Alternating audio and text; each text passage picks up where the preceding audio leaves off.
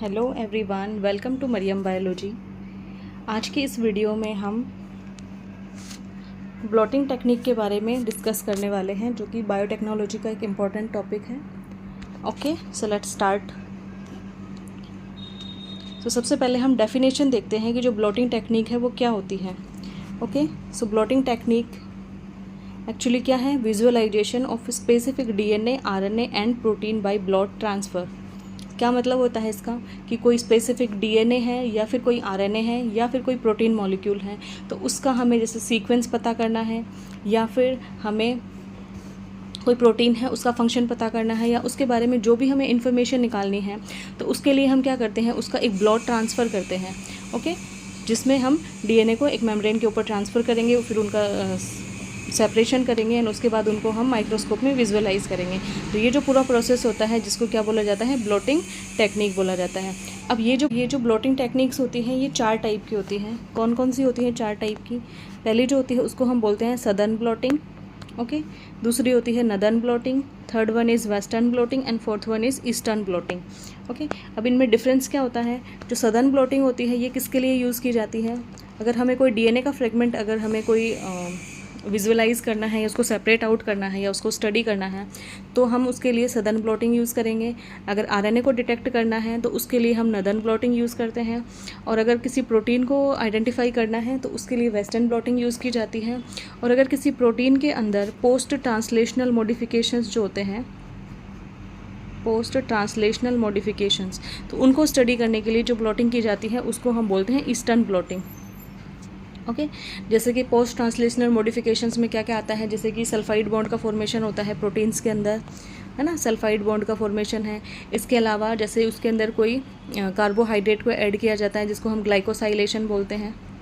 Okay, glycosylation किया जाता है या फिर लिपिड को वहाँ पे ऐड किया जाता है। सो इस टाइप के जो मॉडिफिकेशंस होते हैं उनको स्टडी करने के लिए हम ईस्टर्न ब्लॉटिंग करते हैं।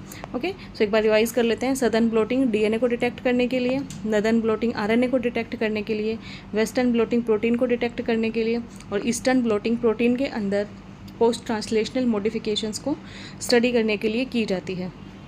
ओके, नाउ एक एक टेक्निक को डिटेल में देखते हैं। सो टेक्निक पे जाने से पहले इस टेक्निक में कुछ वर्ड्स टर्म्स यूज़ होती हैं, तो उनको हम देखते हैं। तो सबसे पहले यहाँ पे टर्म आती है जेल इलेक्ट्रोफोरेसिस। तो ये जेल इलेक्ट्रोफोरेसिस क्या होता है कि सपोज़ हमारे पास कोई डीएनए का कोई फ्रेगमेंट है, नॉट फ्रेगमेंट एक्चुअली, कोई डीएनए है हमारे पास, कोई पूरा डीएनए है। ओके, सो इस डीएनए को हम क्या करेंगे? पहले इसको रेस्ट्रिक्शन एंजाइम की हेल्प से इसको कट करेंगे। इस डीएनए को रेस्ट्रिक्शन एंजाइम की हेल्प से कट करा जाता है, जिससे क्या होता है, ये जो डीएनए होता है ये अलग अलग लेंथ के फ्रेगमेंट्स में कन्वर्ट हो जाता है ना, छोटे छोटे टुकड़ों में कन्वर्ट हो जाता है। फिर इन टुकड़ों को जब हम सेपरेट आउट करने के लिए एक टेक्निक यूज़ करते हैं जिसको क्या बोला जाता है? Gel electrophoresis. इसमें क्या करते हैं एक्चुअली, एक कोई इंस्ट्रूमेंट होता है। ओके, इस इंस्ट्रूमेंट के अंदर यहाँ से हम किसी इंजेक्शन या माइक्रोपिपेट के थ्रू जो हमारा डीएनए का जो सैंपल होता है जिसके अंदर बहुत सारे डीएनए के फ्रेगमेंट्स पड़े हुए होते हैं, इनको हम क्या करते हैं, यहाँ पे इसमें इंसर्ट करवाएंगे इस जेल के अंदर। इंसर्ट करवाने के बाद यहाँ पे 2 इलेक्ट्रोड ऐड कर देंगे, और जब हम इसको इलेक्ट्रिक करंट प्रोवाइड करेंगे तो उससे क्या होगा कि ये जो डीएनए के जो फ्रेगमेंट्स हमने यहाँ पे डाले हैं ये क्या करते हैं? मूव करने लगेंगे। ओके, तो जो बड़े टुकड़े होंगे वो कम डिस्टेंस पर तक मूव करेंगे, और जो छोटे टुकड़े होंगे वो लॉन्ग डिस्टेंस तक जाएंगे। जिससे क्या होता है कि यहाँ पे हमें एक बैंड देखने को मिलता है, इन डीएनए के टुकड़ों का अलग अलग बैंड देखने को मिलता है। सो इस तरीके से जेल इलेक्ट्रोफोरेसिस के थ्रू हम डीएनए के इन टुकड़ों को सेपरेट आउट करते हैं। इसको बोला जाता है जेल इलेक्ट्रोफोरेसिस। ओके, अब यहाँ पे जो जेल यूज़ होता है ये अलग अलग टाइप का हो सकता है। या तो एगेरोस जेल होता है जो जनरली डीएनए और आरएनए को सेपरेट करने के लिए यूज़ किया जाता है। और अगर हमें प्रोटीन्स को सेपरेट करना होता है तो उसके लिए जो जेल इलेक्ट्रोफोरेसिस किया जाता है उसको बोला जाता है SDS page, sodium dodecyl polyacrylamide gel electrophoresis. Okay, so ये इंपॉर्टेंट चीज़ है कि प्रोटीन को सेपरेट आउट करने के लिए कौन सा जेल इलेक्ट्रोफोरेसिस किया जाता है। सो उसके लिए एसडीएस पेज यूज़ किया जाता है। एसडीएस पेज, पूरा नाम इसका मैं लिख देती हूँ, sodium dodecyl dodecyl polyacrylamide agarose gel electrophoresis. Okay, so ये यूज़ किया जाता है प्रोटीन्स के लिए। और अगर बात करें हम डीएनए और आरएनए की, सो डीएनए और आरएनए के लिए जो यूज़ किया जाता है जेल, उसको एग्रोस जेल बोला जाता है या फिर जनरली पॉलीएक्रिलेमाइड यूज़ किया जाता है। ओके, सो क्लियर हो गया जेल इलेक्ट्रोफोरेसिस क्या होता है। इसके बाद नेक्स्ट टर्म जो यहाँ पे दे रखी है वो है ब्लोटिंग। सो ये ब्लोटिंग क्या होती है, जो कि हमारी टेक्निक का भी नाम है ब्लोटिंग। तो ब्लोटिंग एक्चुअली क्या होती है कि जैसे कि सपोज़ हमारे घर में फ्लोर पे कोई लिक्विड गिर जाता है, तो उस लिक्विड को एब्जॉर्ब करने के लिए हम उस पर एक टिश्यू पेपर डाल देते हैं। तो ये टिश्यू पेपर क्या करेगा, इस लिक्विड को एब्जॉर्ब कर लेगा। तो वैसे ही इस ब्लोटिंग टेक्निक में एक ब्लॉट पेपर यूज़ किया जाता है। उस ब्लॉट पेपर को क्या बोलते हैं, एक ब्लॉट पेपर यूज़ किया जाता है जिसको हम नाइट्रोसेल्युलोज मेम्ब्रेन बोलते हैं। नाइट्रोसेल्युलोज मेम्ब्रेन बोला जाता है इसको, या फिर इन शॉर्ट नाइलॉन बोला जाता है। ओके, सो ये यहाँ पे क्या होता है, ब्लॉट पेपर होता है। तो जब हम जेल इलेक्ट्रोफोरेसिस करवा करके जब डीएनए को हम सेपरेट आउट कर लेंगे, तो उन डीएनए के फ्रेगमेंट्स के ऊपर फिर हम क्या करते हैं, यहाँ पे डीएनए के फ्रेगमेंट्स पे हम ये ब्लोटिंग पेपर, यहाँ सपोज़ ये हमारे डीएनए के टुकड़े हैं, तो इसके ऊपर ये नायलॉन की मेम्ब्रेन हम यहाँ पे रख देंगे और इसके ऊपर कोई वेट रख देंगे। ठीक है, इसके ऊपर कोई वेट रख देंगे, जिससे क्या होगा कि ये जो ब्लोटिंग पेपर है, जो नायलॉन की जो मेम्ब्रेन है, नाइट्रोसेल्युलोज की मेम्ब्रेन, ये इन डीएनए के टुकड़ों को एब्जॉर्ब कर लेगी। ओके, जिससे क्या होगा, डीएनए के टुकड़े उसके ऊपर एक रेप्लिका के फॉर्म में हमें दिखेंगे। तो इस टेक्निक को क्या बोलते हैं, ब्लोटिंग टेक्निक बोलते हैं, जो कि इसका बेसिस है इस टेक्निक का। ओके, सो ब्लोटिंग क्लियर है। नेक्स्ट जो टर्म आती है वो है प्रोब्स। तो ये प्रोब्स क्या होते हैं, प्रोब्स एक्चुअली डीएनए के टुकड़े होते हैं, छोटे टुकड़े होते हैं, जिनको हम क्या करते हैं, इनका सीक्वेंस हमें पता होता है और इनको हम लैब में इनको बनाते हैं। ठीक है, लैब में बनाया जाता है इनको, इनका सीक्वेंस नॉन होता है, सीक्वेंस इनका हमें पहले से पता होता है, और इनको हम क्या करते हैं, लेबल्ड करते हैं, लेबलिंग करते हैं, जिससे क्या कि आगे चल करके हमें डिटेक्शन में हेल्प करेंगे कि हमारा डीएनए कहाँ पे प्रेजेंट है, आरएनए कहाँ प्रेजेंट है, प्रोटीन कहाँ प्रेजेंट है। तो इनको डिटेक्ट करने के लिए क्या यूज़ किया जाता है, प्रोब्स यूज़ किए जाते हैं। एक्चुअली डीएनए और आरएनए के लिए प्रोब यूज़ किए जाते हैं, और प्रोटीन्स के डिटेक्शन के लिए हम एंटीबॉडी यूज़ करते हैं। ओके, क्योंकि प्रोब तो क्या होते हैं, डीएनए या आरएनए के टुकड़े होते हैं, तो ये तो डीएनए से अटैच हो सकते हैं, लेकिन प्रोटीन्स के लिए हम क्या यूज़ करते हैं, एंटीबॉडी को यूज़ करते हैं ना, लेबल्ड एंटीबॉडी यूज़ किए जाते हैं। ओके, सो अब इनकी जो लेबलिंग की जाती है प्रोब्स की, इनकी दो टाइप की लेबलिंग की जाती है। एक तो होते हैं रेडियो एक्टिव, जिनको हम रेडियो लेबल्ड बोलेंगे, और दूसरे नॉन रेडियो लेबल्ड होते हैं। सो जो रेडियो लेबल्ड होते हैं उसमें तो हम क्या करते हैं, सपोज़ कोई डीएनए या आरएनए का प्रोब हमने बनाना है, तो उसके अंदर जो फॉस्फोरस होता है वो हम क्या लेते हैं, उसका रेडियो आइसोटोप यूज़ करते हैं, जिससे हमारा जो प्रोब होगा वो क्या होगा, रेडियो लेबल्ड हो जाएगा। और नॉन रेडियो लेबल्ड में हम क्या करते हैं कि या तो हम उसको बायोटीन से लेबल करेंगे। बायोटीन क्या है, विटामिन बी का एक फॉर्म है बायोटीन, तो या तो हम इसको बायोटीन से लेबल करेंगे, या फिर बायोटीन के अलावा इसके अलावा हम डाइगोक्सीजेनिन, जो कि प्लांट से निकलने वाला एक केमिकल होता है, सो इन दोनों से हम क्या करेंगे, इसकी नॉन रेडियो एक्टिव लेबलिंग जो है वो करेंगे। सो रेडियो एक्टिव लेबलिंग तो किससे की जाएगी कि रेडियो आइसोटोप है उनको यूज़ किया जाएगा, जिससे रेडियो एक्टिव प्रोब बनेंगे, है ना, रेडियो लेबल्ड। और नॉन रेडियो लेबल्ड बनाने के लिए क्या करेंगे हम, या तो बायोटीन से लेबल करेंगे इनको, या फिर डाइगोक्सीजेंथिन से हम इनको लेबल करेंगे। ओके, सो ये प्रोब्स की लेबलिंग हो गई। प्रोब एक्चुअली क्या होते हैं, डीएनए के छोटे टुकड़े होते हैं जिनका सीक्वेंस हमें पता होता है, और इनको डीएनए या आरएनए के डिटेक्शन के लिए हम यूज़ करते हैं।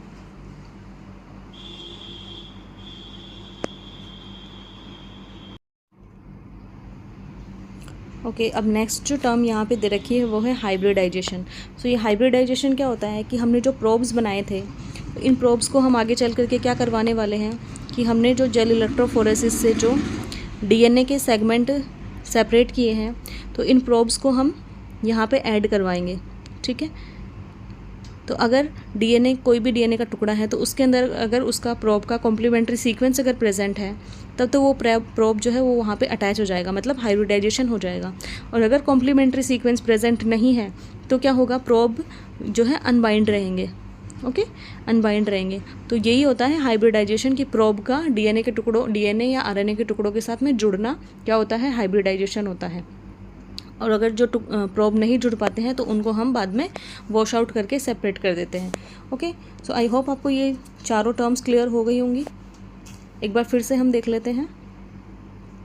जेल इलेक्ट्रोफोरेसिस क्या होता है, डीएनए या आरएनए के या फिर प्रोटीन के, अगर डीएनए या आरएनए की बात होगी तब तो क्या होगा कि इनको हम इनकी लेंथ के बेसिस पे सेपरेट आउट कर लेंगे, जहाँ जिससे अलग अलग बैंड बनते हैं। डीएनए के छोटे टुकड़े होते हैं वो लॉन्ग डिस्टेंस ट्रैवल करते हैं, और जो लार्ज फ्रेगमेंट होते हैं वो कम डिस्टेंस ट्रैवल करके वहीं पे रुक जाते हैं वो। ओके, सो ये जेल इलेक्ट्रोफोरेसिस होता है। एगरोस यूज़ किया जाता है डीएनए आरएनए के लिए in general. STS page use किया जाता है प्रोटीन्स के सेपरेशन के लिए। ओके, इसके अलावा नेक्स्ट टर्म आती है ब्लोटिंग। सो ब्लोटिंग में हम क्या करते हैं, नाइट्रोसेलुलोज की एक मेम्ब्रेन यूज़ करते हैं, नाइट्रोसेलुलोज की मेम्ब्रेन यूज़ करेंगे, या जिसको हम नाइलॉन भी बोलते हैं, जो क्या करती है हमारे जो डीएनए के जो टुकड़े होते हैं उनको एब्जॉर्ब कर लेगी, जिससे डीएनए के जो टुकड़े हैं वो जेल से कहाँ ट्रांसफ़र हो जाएंगे, इस नाइलॉन या नाइट्रोसेलुलोज की मेम्ब्रेन पे ट्रांसफ़र हो जाएंगे। ओके, यही इस टेक्निक का बेसिस है। नेक्स्ट आते हैं प्रोब्स। तो प्रोब्स क्या होते हैं, डीएनए के या आरएनए के नॉन सीक्वेंस के छोटे छोटे टुकड़े होते हैं जिनको हम लेबल्ड कर देते हैं, या तो रेडियो लेबलिंग कर देंगे या फिर किसी केमिकल से उनको लेबल कर देते हैं। रेडियो लेबलिंग में हम जो फॉस्फोरस होता है उसका रेडियो आइसोटोप यूज़ करते हैं, और अगर केमिकल से लेबलिंग करनी होती है तो हम यहाँ पे बायोटीन या फिर डाइगोजेनिन यूज़ करते हैं। ओके, इससे हम इनकी लेबलिंग करेंगे। लेबलिंग के बाद में फिर हाइब्रिडाइजेशन आता है। हाइब्रिडाइजेशन में क्या करेंगे, इन प्रोब्स को हम डीएनए के टुकड़ों के साथ अटैच होने के लिए छोड़ देते हैं। तो अगर कॉम्प्लीमेंट्री सीक्वेंस प्रेजेंट होगा जब तो हाइब्रिडाइजेशन हो जाएगा, और अगर प्रेजेंट नहीं होगा तो जो प्रोब है वो अनबाउंड स्टेट में रहेंगे, जिनको हम बाद में वॉश आउट कर देते हैं। ओके, सो ये इसमें कुछ बेसिक टर्म्स थी जो आगे हम अपनी टेक्निक जब पढ़ेंगे उसमें यूज़ करेंगे। Okay, now let's move to the next slide. So यहाँ पे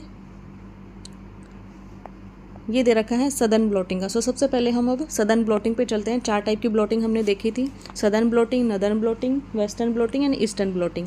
इसके अलावा एक डॉट और एक स्लॉट टेक्निक और होती है जिनको भी हम आगे डिस्कस करने वाले हैं। Let's start with the Southern blotting. तो सदर्न ब्लोटिंग एक्चुअली क्या है, डीएनए सेपरेशन का एक तरीका है। डीएनए को सेपरेट करने के लिए सबसे पहले ईएम सदर्न एक साइंटिस्ट थे जिन्होंने इस टेक्निक को यूज़ किया था इन 1975।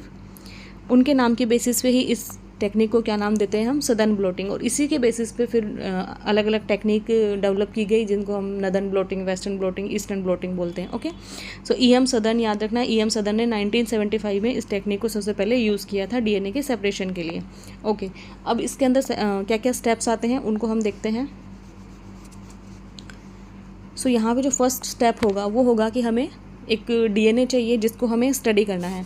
सो उसके लिए किसी भी सेल या किसी भी ऑर्गेनिज्म का हमें जिसका भी डीएनए स्टडी करना है उसका हम डीएनए सेपरेट कर लेंगे, उसकी सेल से डीएनए को निकाल लेंगे। डीएनए को निकालने के बाद अब हम क्या करेंगे, रेस्ट्रिक्शन एंजाइम की हेल्प से इस डीएनए को क्लीव करेंगे ना। इसके छोटे छोटे टुकड़े हो जाते हैं डीएनए के, जो कि क्या होंगे, अलग अलग लेंथ के होंगे। कोई टुकड़े बड़े होंगे, कोई छोटे होंगे, कोई मीडियम लेंथ के होंगे। ओके, सो अलग अलग साइज़ के टुकड़े हमें मिलेंगे। अब हम इन टुकड़ों को सेपरेट आउट करने के लिए क्या करेंगे, इनका जेल इलेक्ट्रोफोरेसिस करवाएंगे। तो यहाँ पे ये इसका इंस्ट्रूमेंट दे रखा है जेल इलेक्ट्रोफोरेसिस का, ये इसका इंस्ट्रूमेंट दे रखा है। इसके अंदर हम इनको ट्रांसफ़र करेंगे डीएनए को। यहाँ पे 2 इलेक्ट्रोड लगाएंगे। जब इलेक्ट्रिक करंट इसको प्रोवाइड करेंगे तो ये डीएनए के टुकड़े यहाँ पर क्या करने लगेंगे, मूव करने लगेंगे। ओके, और मूव करने के बाद ये इस तरीके से बैंड बना लेते हैं, अलग अलग बैंड बना लेते हैं ये। ओके, बैंड बना लिया। अब बैंड बनाने के बाद नेक्स्ट स्टेप में क्या होगा, यहाँ पे देख सकते हो आप। अब हम क्या करेंगे, इसके अंदर ये जो जेल इलेक्ट्रोफोरेसिस में जो बैंड बना है यहाँ पे, इस बैंड में अब क्या करेंगे, क्योंकि ये जो डीएनए के जो टुकड़े हैं अभी तक ये क्या है, डबल स्टैंडर्ड हैं, ये है ना, डबल स्टैंडर्ड टुकड़े हैं। तो अब इनको हमें पहले सिंगल स्टैंडर्ड में कन्वर्ट करना पड़ेगा। तो इसके लिए यहाँ पे हम एक एल्केलाइन सोल्यूशन है वो डालेंगे, इसके ऊपर एल्केलाइन सोल्यूशन डालेंगे। तो इस एल्केलाइन सोल्यूशन से क्या होगा, ये जो डीएनए के जो टुकड़े हैं ये डीनेचर हो जाएंगे और ये सिंगल स्ट्रैंडेड हो जाएंगे। ओके, अब सपोज ये डीएनए के टुकड़े हमारे यहाँ पे सिंगल स्ट्रैंडेड हो गए, इस तरीके से सिंगल स्ट्रैंडेड डीएनए के टुकड़े हमें मिल चुके हैं। अब हम क्या करेंगे, इन टुकड़ों के ऊपर क्या करेंगे, अब हमारी जो ब्लॉटिंग टेक्निक है वो करेंगे। तो यहाँ पे एक नाइट्रोसेलुलोज की मेम्ब्रेन है जो मैं किसी दूसरे कलर से शो करती हूँ।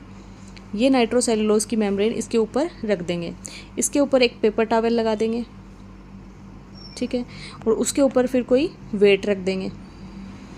सपोज ये हमने यहाँ पे वेट रख दिया इसके ऊपर, जिससे क्या होगा, वेट से कि इसके ऊपर जो नाइट्रोसेलुलोज की मेम्ब्रेन है इसके ऊपर एब्जॉर्प्शन है वो अच्छे से हो जाएगा, डीएनए के टुकड़ों को ये अच्छे से एब्जॉर्ब कर लेगा। एब्जॉर्ब करने के बाद अब क्या होगा, सपोज ये हमारे पास नाइट्रोसेलुलोज की मेम्ब्रेन आ गई यहाँ पे, ठीक है, इसके ऊपर ये हमारे सिंगल स्ट्रैंडेड डीएनए के टुकड़े हैं, है ना। ये अब क्या हो गई, एक रेप्लिका की फॉर्म में है, ठीक है, जिसके ऊपर हमारे डीएनए के टुकड़े प्रेजेंट हैं। अब इसको हम क्या करेंगे, इसको हम बैक करेंगे। बैक करने का मतलब 80 डिग्री सेंटीग्रेड टेम्परेचर पे इसको 3 से 4 घंटों के लिए हम छोड़ देंगे, जिससे क्या होंगे, ये जो डीएनए के टुकड़े हैं ये यहाँ फिक्स हो जाएंगे, है ना, मूव नहीं करेंगे, एकदम फिक्स हो जाएंगे इसके ऊपर, ठीक है। बैकिंग करेंगे। बैकिंग करने के बाद अब क्या होगा, नेक्स्ट स्टेप में बैकिंग कर लिया, अब हम यहाँ पे क्या करवाएंगे, इनका हाइब्रिडाइजेशन करवाएंगे, हाइब्रिडाइजेशन करवाएंगे, ठीक है। हाइब्रिडाइजेशन में अब हम क्या करेंगे कि हमारे पास जो प्रोब्स हैं, तो मैं प्रोब्स को किसी और कलर से दिखाती हूँ, वो प्रोब्स हम क्या करेंगे यहाँ पे डाल देंगे। सो जहाँ जहाँ पे उन प्रोब्स का कॉम्प्लीमेंट्री सीक्वेंस प्रेजेंट होगा वहाँ पे वो प्रोब क्या करेंगे, अटैच हो जाएंगे। तो सपोज़ यहाँ पे प्रेजेंट है कॉम्प्लीमेंट्री सीक्वेंस, यहाँ ये अटैच हो गया, यहाँ पे अटैच हो गया, और यहाँ पे अटैच हो गया, और यहाँ पे अटैच हो गया, ठीक है। सो ये 4 जगह सपोज़ इनकी कॉम्प्लीमेंट्री सीक्वेंस प्रेजेंट थी उस प्रोब की, और प्रोब का सीक्वेंस है वो हमें पहले से पता होता है। सो ये यहाँ पे अटैच हो गए। अब अटैच होने के बाद अब क्या करेंगे कि जो अनबाउंड प्रोब है इनको हटाएंगे हम। तो इसके लिए अब इसकी क्या करेंगे, हम वॉशिंग करवाएंगे, इसको वॉश करेंगे। वॉश करने से क्या होगा, जितने भी ये जो अनबाउंड डीएनए के फ्रेगमेंट हैं या फिर ये जो प्रोब्स हैं ये क्या होंगे, यहाँ से हट जाएंगे। ओके, प्रोब्स हट गए। प्रोब हटने के बाद अब हमारे पास जो भी प्रोब्स बचे हैं वो कैसे हैं, सब बाउंड स्टेट में है, ठीक है। तो बाउंड स्टेट में ये प्रेजेंट है। अब हम इनको क्या करेंगे, हमारे पास इसकी हम इसका एक एक्सरे फिल्म ले लेंगे, इसका एक्सरे फिल्म लेंगे इसका, और उस एक्सरे फिल्म को फिर हम विजुअलाइज़ कर लेंगे, ठीक है। इलेक्ट्रॉन माइक्रोस्कोप में हम इसको विजुअलाइज़ कर लेंगे। ओके, सो ये पूरा इसका प्रोसीजर है। अब मैं इसको एक बार डायग्राम से आपको इसको समझा देती हूँ। सो यहाँ पे आप देख सकते हो, सबसे पहले ये हमारा डीएनए का मॉलिक्यूल था। इस डीएनए मॉलिक्यूल को हमने सेपरेट किया, ओके। फिर इसको रेस्ट्रिक्शन एंजाइम से हमने क्लीव कर लिया, जिससे डीएनए के छोटे छोटे टुकड़े हो गए। फिर इन टुकड़ों को हमने एगेरोस जेल इलेक्ट्रोफोरेसिस से सेपरेट आउट कर लिया, जिससे जो हमारे टुकड़े हैं ये साइज़ के बेसिस पे सेपरेट हो गए, ठीक है। सेपरेट होने के बाद फिर नेक्स्ट हमने यहाँ पे क्या करवाया, एल्कलाइन सोल्यूशन डाला इसके अंदर, जिससे बफर सोल्यूशन जिसको बोलते हैं। ये एल्कलाइन सोल्यूशन से क्या होगा, जो डबल स्टैंडर्ड डीएनए के टुकड़े थे वो सिंगल स्टैंडर्ड में कन्वर्ट हो जाएंगे ना, डीनेचरिंग हो जाएगी इनकी। उसके बाद नेक्स्ट डीनेचर करवा लिया। अब हम क्या करेंगे, इसके ऊपर एक नाइट्रोसेलुलोज की मेम्ब्रेन है वो लगाएंगे, ओके।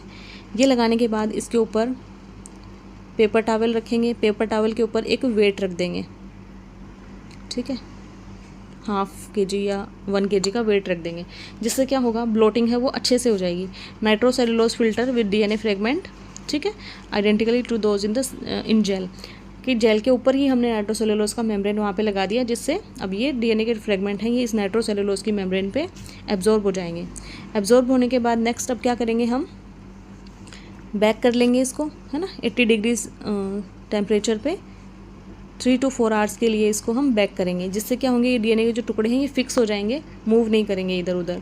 फिर उसके बाद हम इसका एक एक्सरे फिल्म लेंगे और उसको फिर हम विजुअलाइज़ कर लेंगे, और जो भी डीएनए की इन्फॉर्मेशन या आरएनए की इन्फॉर्मेशन हमें निकालनी है वो हम यहाँ से निकाल लेंगे। तो सदर्न ब्लॉटिंग से तो हम डीएनए का करेंगे, और अगर आरएनए के बारे में कुछ इन्फॉर्मेशन लेनी है तो वो हम नदन ब्लॉटिंग करते हैं। सो एक्चुअली सदर्न ब्लॉटिंग और नदन ब्लॉटिंग दोनों का जो मेथड है वो सेम होता है, बस हम डीएनए की जगह उसमें आरएनए यूज़ करेंगे, डीएनए प्रोब की जगह आरएनए प्रोब यूज़ कर लेंगे। ओके, लेकिन जो वेस्टर्न ब्लॉटिंग है जिससे हम क्या करते हैं, प्रोटीन्स का सेपरेशन करते हैं, उसका मेथड थोड़ा सा क्या है, डिफरेंट है। ओके, सो सदर्न ब्लॉटिंग नदन ब्लॉटिंग हो गई। अब चलते हैं हम वेस्टर्न ब्लॉटिंग में। ये किसका मेथड है एक्चुअली, इस टेक्निक से हम प्रोटीन्स को सेपरेट आउट करेंगे।